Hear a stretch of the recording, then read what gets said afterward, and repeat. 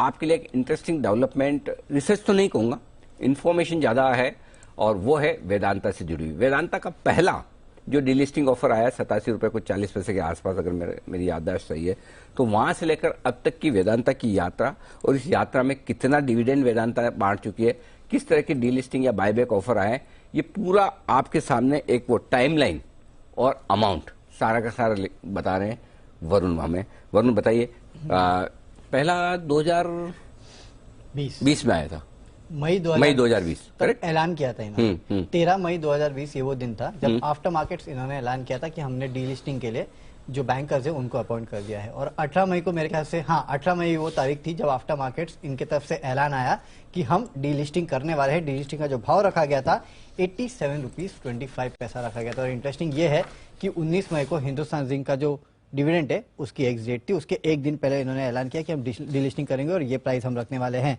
हालांकि तब डीलिस्टिंग जो है इस कंपनी की पूरी नहीं हो पाई थी, लोगों ने कहीं ना कहीं पार्टिसिपेट नहीं किया, और जब इन्होंने डीलिस्टिंग का ऐलान किया था तब स्टॉक का दाम था 90 रुपए। जाहिर सी बात है काफी सारी दिक्कतें थी उस समय, कोविड की इंपैक्ट और काफी सारा इंपेयरमेंट लॉस इस कंपनी ने लिया था, तो उसका इंपैक्ट फाइनेंशियल पे हुआ था। उसके बाद स्टॉक की पिटाई हुई थी। उसके बाद फिर से दिसंबर 2020 में इस कंपनी के प्रोमोटर्स ने ओपन मार्केट से करीब 5% के आसपास की हिस्सेदारी जो है वो खरीदी थी 160 के भाव पे। सितंबर में 50% के आसपास का हिस्सा था, दिसंबर 2020 में बढ़ के 55% के आसपास का हो चुका था प्रोमोटर का। जनवरी 2021 ये वो समय था जब इस कंपनी ने फिर से ओपन ऑफर लाया था 10% के आसपास की हिस्सेदारी खरीदने के लिए, और 160 का भाव रखा गया था। लेकिन फिर से इन्होंने अपने ओपन ऑफर को रिवाइज किया और फिर मार्च में 17.5% के आसपास का हिस्सा खरीदने के लिए 235 के भाव पे इस कंपनी ने ओपन ऑफर लाया। हालांकि वो भी करीब 57% ही भरा था, यानी कि कंपनी ने कुल मिला के 8,700 करोड़ के आसपास का ओपन ऑफर था, यानी कि 5,500 करोड़ के आसपास कंपनी ने तब खर्च किए थे इस ओपन ऑफर में। तो इस तरह से कंपनी के प्रमोटर जो है वो लगातार हिस्सेदारी खरीदते जा रहे थे, और मार्च में इसके बाद ओपन ऑफर के बाद इस कंपनी का जो प्रमोटर है उनका हिस्सा बढ़ के 65% हो गया, यानी कि 10% के आसपास का हिस्सा जो है इस कंपनी ने खरीद लिया। ये जो ओपन ऑफर और डीलिस्टिंग, अगर आप बेसिकली हिस्सेदारी खरीदना, जो भी इस कंपनी ने हिस्सेदारी खरीदी है उसमें कुल मिला के इस कंपनी ने 14,000 करोड़ रुपए के आसपास का खर्च किया है। नहीं, इसमें अब दो चीजें, एक तो हिस्सेदारी खुद प्रमोटर ने खरीद के बढ़ाई है, दूसरा एक बायबैक किया तो इनडायरेक्टली प्रमोटर की हिस्सेदारी बढ़ गई, बराबर है।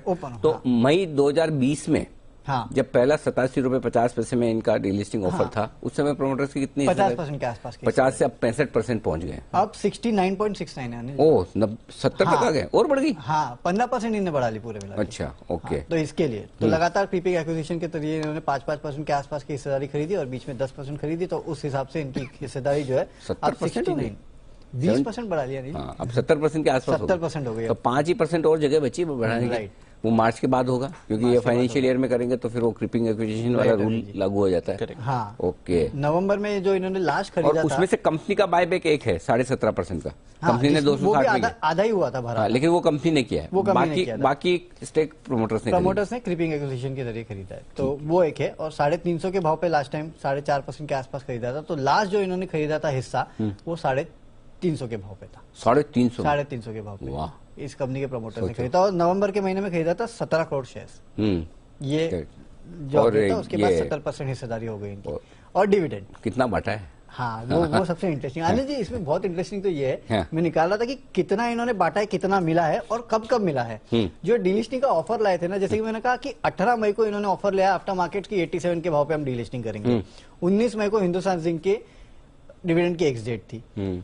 ऑफर लाने से अब तक अगर आप देखेंगे तो हिंदुस्तान जिंक से इस कंपनी को करीब 55.8 रुपीज प्रति शेयर का डिविडेंड मिला है, 55 रुपए। हाँ, 55 रुपए के आसपास, 56 रुपए के आसपास पकड़िए। 23,600 करोड़ के आसपास का डिविडेंड जो है वो हिंदुस्तान जिंक बांट चुकी है टोटल मिला के।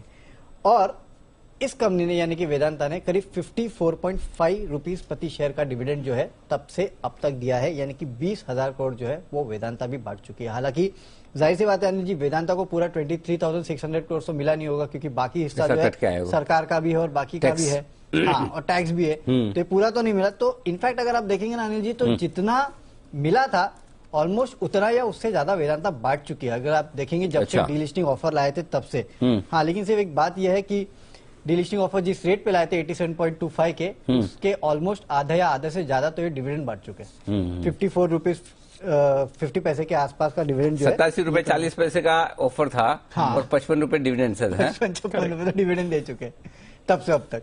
तो हमारी वो वेदांता डीलिस्टिंग की पाठशाला करना ठीक रहा, मतलब अनिल जी बहुत ठीक रहा है ना। सही बात है, वो ठीक रहा जब हमने कहा कि 350 के पहले तो बेचना ही है मिनिमम। डीलिस्टिंग में दे देते तो डिविडेंड नहीं मिलता। हाँ, और मतलब आप देखो ना उस समय तब भी मेरे ख्याल से भाव 105-110 रुपए हो गया था जब डीलिस्टिंग ऑफर आया था। 95 कुछ ऑफर जब खत्म हुआ और फेल हो गया उसके बाद 95 के आसपास आ चुका था हाँ, और उस बीच में गया था 120-115 के आसपास।